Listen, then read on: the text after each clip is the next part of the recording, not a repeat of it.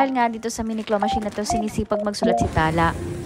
Tagal ko na talaga to nakikita sa online at gustong gusto ko siyang bilhin, kaya lang wala pa akong extra budget para dito. Bumili kayo nito sa loob, meron na rin nga pala siyang kasamang prices. At meron din siyang kasamang cable. Pagka-unbox ko nga nito, nataranta ko kasi muntik ko na siyang mahulog.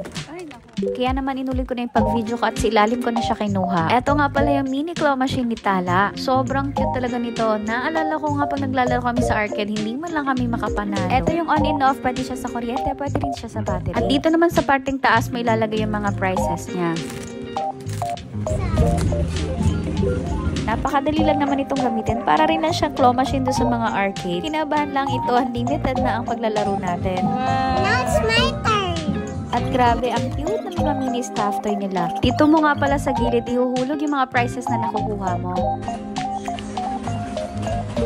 Part na nga to, hindi na talaga makapagintay si Ate Gabi at si Tala para sila naman na mag-try. Buti na nga light nuggets na rin ni Tala kung paano to gamitin. I want it. After niya, kailangan na mag-practice si Tala ng writing niya. I finished writing.